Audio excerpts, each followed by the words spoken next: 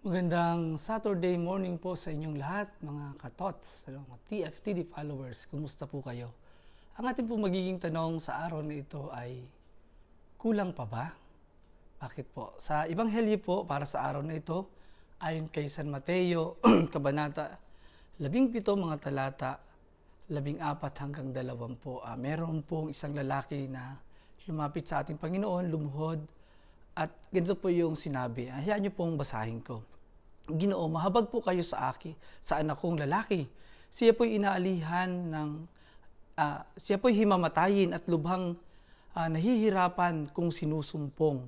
Sapagkat madalas siyang mabuwal sa apoy o kaya'y mahulog sa tubig. Dinala ko na siya sa inyong mga alagad, ngunit hindi nila mapagaling. Ang sagot ng ating Panginoon, lahing walang pananampalataya at matigas ang ulo, hanggang kailan dapat akong mananatiling kasama ninyo? Hanggang kailan ko kayo pagtitiisan? Ito ay patungkol sa kanyang mga alagad. Para bagang kulang pa baga? Parang tinatanong ng ating Panginoon, kulang pa ba yung mga panahon na ako yung nakasama ninyo? Narinig ninyo ang aking pangangaral? Nakita ninyo ang aking mga ginagawang mga himala, mga pagpapagaling, at kahit ang pagbuhay na patay?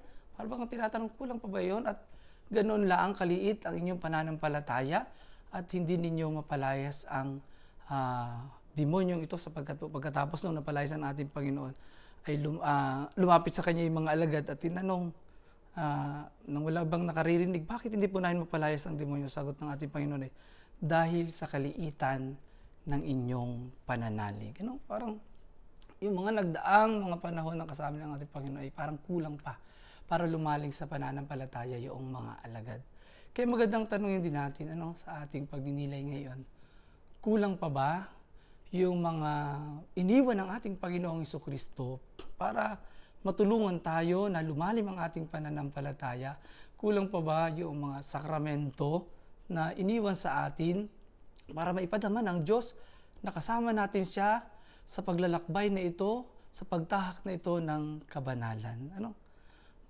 Sa palagay ko po, pinamahal ng mga kapatid, ay hindi yun kulang. Lahat ay ginawa na at iniwan, binigay sa atin ng ating Panginoon para tayo ay matulungan sa buhay na ito. Siguro kung minsan, tayo yung nagkukulang. Kahit na, halimbawa, ay kung minsan sa araw-araw natin sa pagdalo ng banal na misa, meron tayong mga kinaharap na mga problema. Kung minsan, parang bagang hindi naman nawawalan, pero parang nagkukulang yung ating pananalig sa Diyos na lalo na kapag hindi agad naririnig yung ating yung ating panalangin, parang hindi agad sinasagot yung ating panalangin. Panginoon, lagi naman ako nagasimba. Lagi naman ako natanggap ng iyong banal na katawan. Pero bakit po parang wala kayong ginagawa sa akin? Di ba? Kung minsan ay ganoon.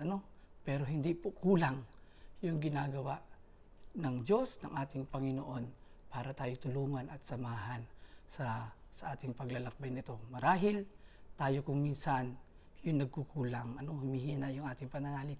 Pero ito nang maganda, sa mga pagkakataong ito, ay hindi naman huli ang lahat at huwag natin sanang hayaang mawala, kundi masilingin natin sa Kanya, sa tulong ng ating mahal na Ina, na mas makita natin yung pagpapala niya sa atin, sa kabila ng ating mga pinagdadaanan sa buhay, at sana'y doon ay mas lumalim yung ating pananampalataya at ating ipanalangin sa Kanya.